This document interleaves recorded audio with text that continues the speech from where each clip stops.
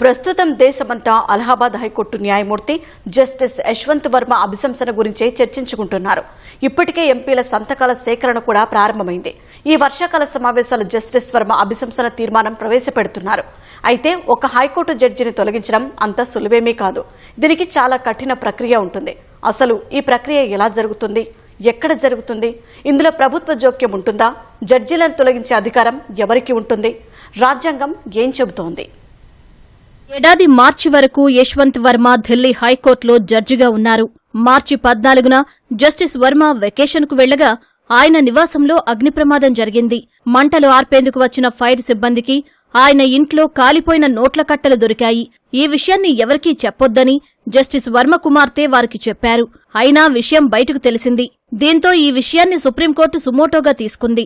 వెంటనే supreme court collegium ఆయనను అలహాబాద్ హైకోర్టుకు బదిలీ చేసింది. కానీ ఎలాంటి న్యాయపరమైన బాధ్యతలు అప్పగించలేదు. ఈ విషయంపై అప్పటి సీజేఐ జస్టిస్ సంజీవ్ ఖన్నా విచారణ కోసం కమిటీని నియమించారు.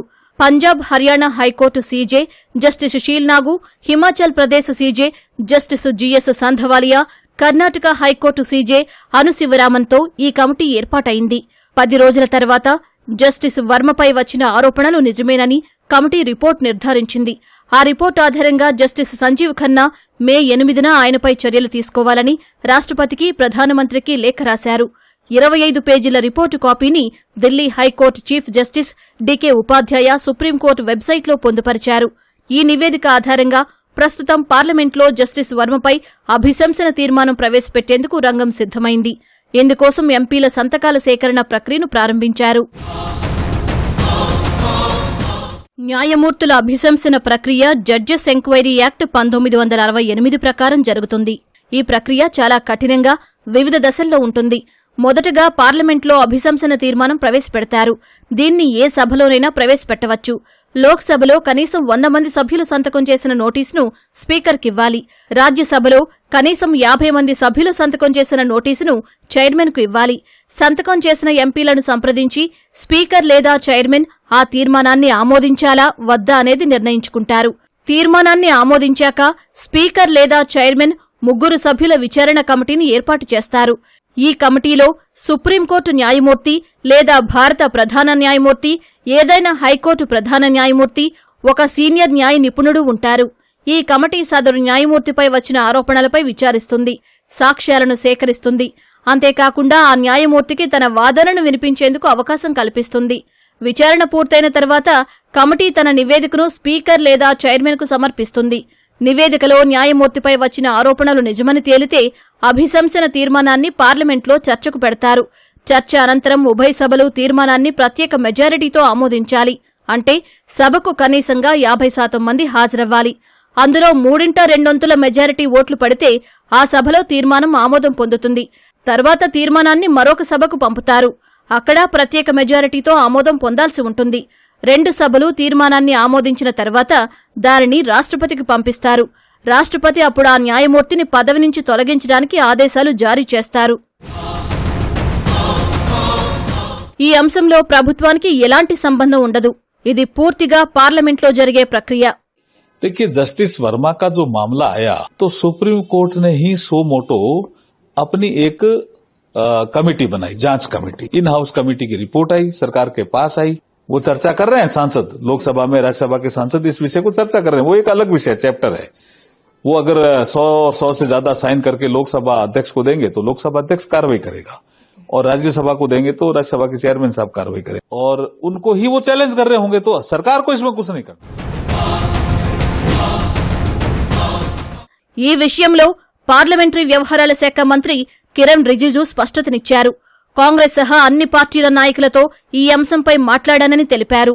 For that I have already coordinated. I have spoken to all the senior leaders of different political parties. I will also get in touch with some of the single MP parties because I don't want to leave out any member. So it becomes, a unified stand of the Parliament of India. Yes, I'm happy that they understood the things as it should be, because no party can be seen to be standing with a corrupt judge or protecting a corrupt judge. Justice Varma విషయంలో అన్ని పార్టీలు ఏకాభిప్రాయానికి వచ్చినట్లు కనిపిస్తోంది. ఈ విషయంలో పూర్తిస్థాయి దర్యాప్తు జరగాల్సిందేనని MP Congress ప్రధాన కార్యదర్శి జైరాం రమేష్ కూడా స్పష్టం చేశారు.